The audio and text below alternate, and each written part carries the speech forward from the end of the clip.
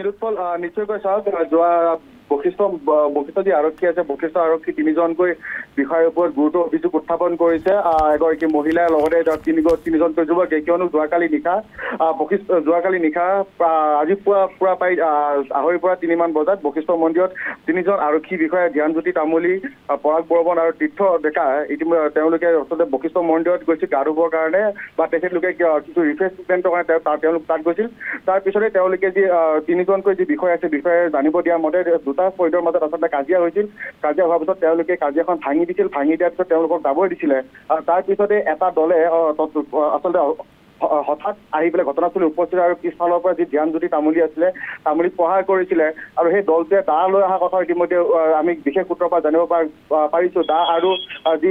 tiles আছিলে টাইলছে মূৰত প্ৰহাৰ কৰিছিলে বা গোটেই কেইজন আৰক্ষী বিষয়াক প্ৰহাৰ কৰাৰ ইতিমধ্যে তেওঁলোকে অভিযোগ উত্থাপন কৰিছে আৰক্ষী বিষয়াৰ ফালৰ পৰা আৰু অন্যহাতে যদি চাবলৈ যোৱা যায় যে যি চাৰিগৰাকী আছিলে ভুক্তভোগী আছিলে এই ভুক্তভোগী কেইগৰাকীয়ে উল্লেখ কৰিছে যে তেওঁলোকে গাত কোনো দুখ নাছিলে তেওঁলোকে নিশা কৰ্মস্থানৰ পৰা আচলতে ঘৰলৈ গৈ আছিলে ঘৰলৈ গৈ থকা সময়তে যি আৰক্ষীৰ দলটো আছিল আৰক্ষী দলটোৰ লগত তেওঁলোক মুখামুখি হৈছিলে বা তেখেতক বিভিন্ন ধৰণৰ আচলতে কথা প্ৰশ্ন সুধিছিলে বা তেখেতক মাৰাৰ ভাবুকি দিছিলে বা তাৰ পিছতে তেওঁলোকৰ যি ভায়েক আহি উপস্থিত হৈছিলে ঘটনাস্থলীত বা তেওঁলোকৰ মাহীয়ে ঘটনাস্থলীত আহি উপস্থিত হৈছিলে আৰু সেই কাজিয়া সূত্ৰপাত হোৱাৰ পিছতেই তিনিজনকৈ যুৱক আচলতে এজনৰ ভৰিত আচলতে গুৰুতৰভাৱে আঘাতপ্ৰাপ্ত হৈছিলে তাৰ সমান্তৰালকে এজনৰ আঙুলি ভাঙিছিলে আন এজনৰ যি মুখমণ্ডল আচলতে গুৰুতৰভাৱে প্ৰহাৰ কৰাৰ অভিযোগ উত্থাপন হৈছিলে তাৰ লগতে এগৰাকী মহিলা খাটলাই উপাধি এগৰাকী মহিলা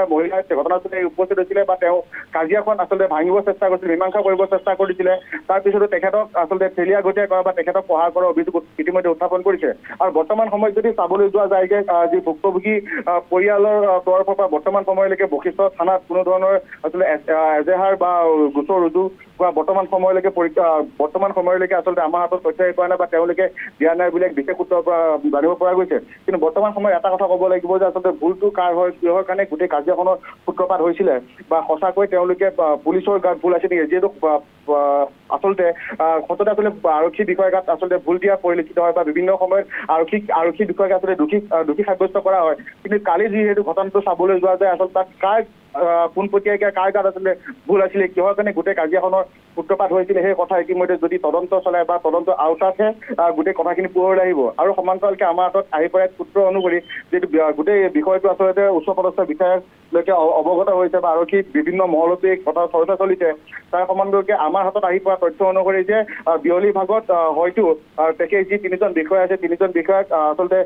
যি মহানগৰ আৰক্ষী আয়ুক্ত কাৰ্যালয়ত উপস্থিত হোৱাৰ এটা সম্ভাৱনা আছে বা তেওঁলোক তাত হয়তো বিভাগীয় যি তদন্ত আছে তদন্তৰ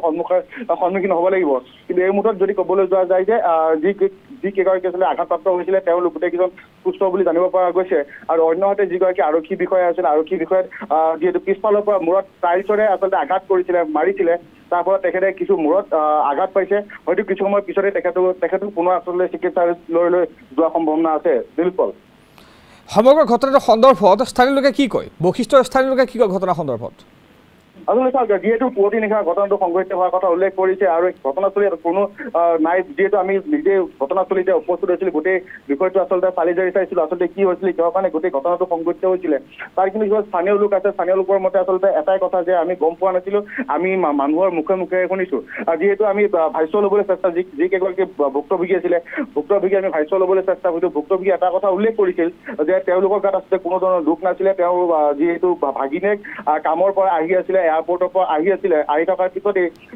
যি কেইগৰাকী আছিলে আৰক্ষী বিষয়াৰ নাম কোৱা হৈছে তেওঁলোকে তেখেতক ৰাস্তাত ধৰি পেলাই বিভিন্ন গালি গালাজ পাৰিছিলে বা বিভিন্ন ভাবুকি দিছিলে ভাবুকি দিয়াৰ পিছতে সমগ্ৰ ঘটনা আচলতে সংঘটিত হোৱা বুলি তেখেতলোকে উল্লেখ কৰিছে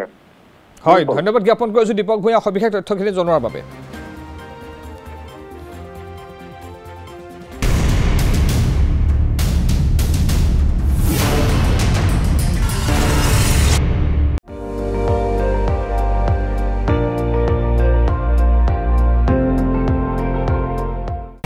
আপুনি চাই আছে ND24 সৰ্বশ্ৰেষ্ঠ নহয় সৰ্বোত্তমৰ দৌৰ